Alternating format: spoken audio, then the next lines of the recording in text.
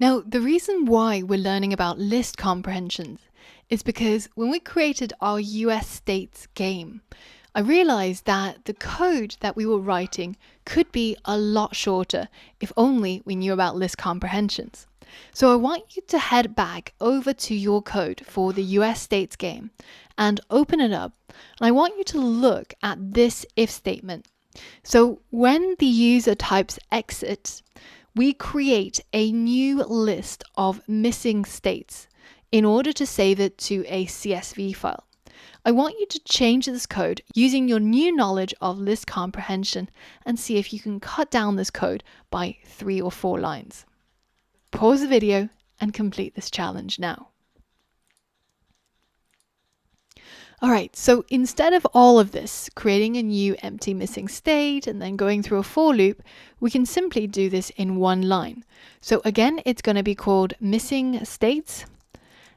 And this is going to be a new list, but this time it's going to be created using our list comprehension. New item for item in list if test. The list in this case that we're looping through is all of our states. So we're going to replace that with all states. Now, each of the items is basically a state in that list. And the test that we're going to make is to see, well, if the state is not in the guessed states, which has states added every time the user makes a correct guess. So we can basically take this part of our previous code and put it here.